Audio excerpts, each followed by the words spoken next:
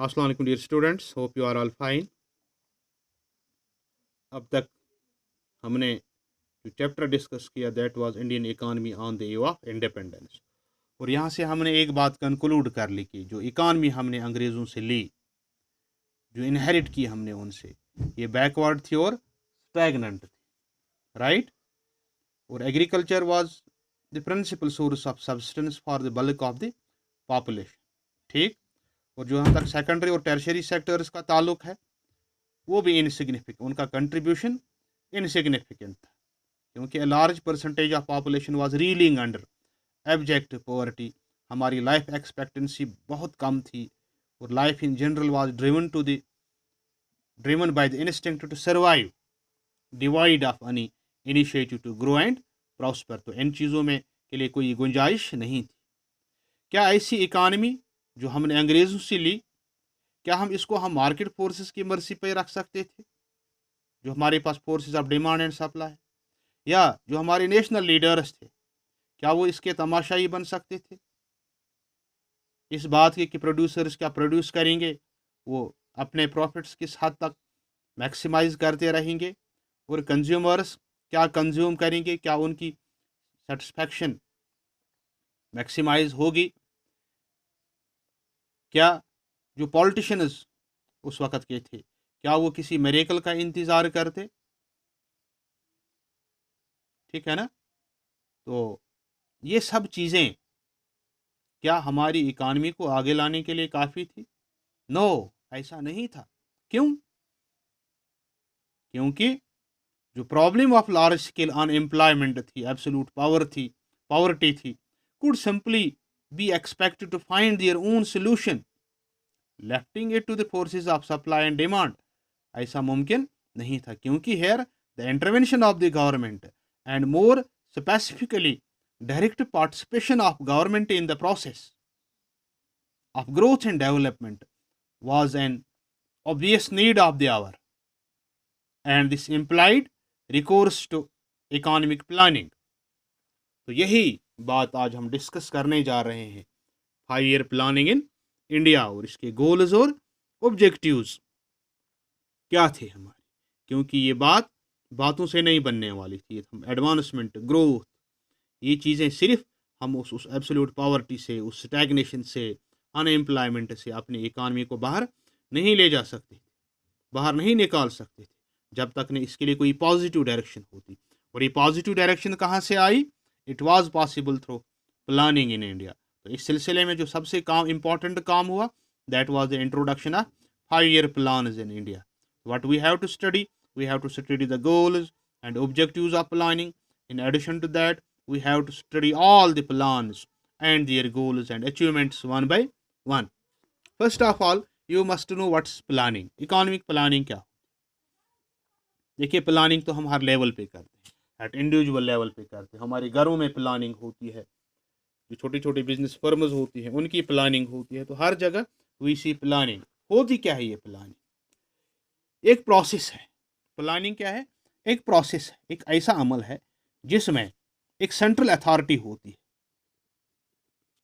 एक central authority होती है। हाँ, क्या होता है कि इसमें एक सेंट्रल अथॉरिटी होती है जो डिफाइन करती है a set of targets. It defines a set of targets to be achieved within a specified period of time.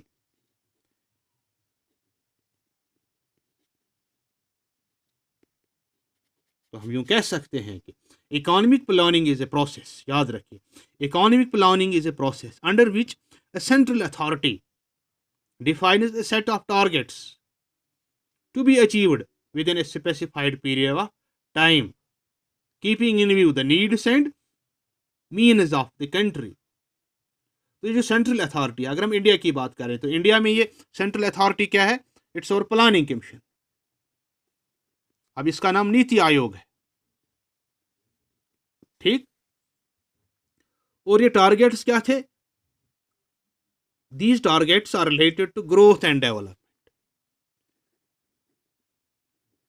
NITI Aayog और टारगेट्स क्या थे? Growth and development. Growth and development of the country. तो इस तरह से हम कह सकते हैं जो प्लानिंग है, it refers to system under which a central planning authority sets a set of targets and specifies a set of programs and policies to achieve those targets within the specified period of time, right? और यूं भी हम कहते हैं कि जो planning है, it means the utilization of the country's resources in different development activities in accordance with national priorities. ये हमारे प्लानिंग कमीशन ऐसे से डिफाइन करता है।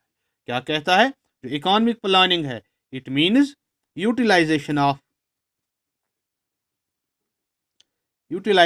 Countries resources,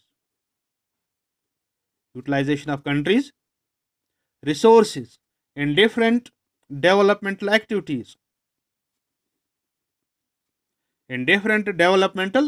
activities in accordance with national priorities। हमारी नेशनल प्रायोरिटीज क्या है? Growth, development, self sufficiency, right. और इन इंडिया में प्राइम मिनिस्टर प्लानिंग कमीशन के यानी अब नीति आयोग के चेयरमैन होते, ठीक है ना।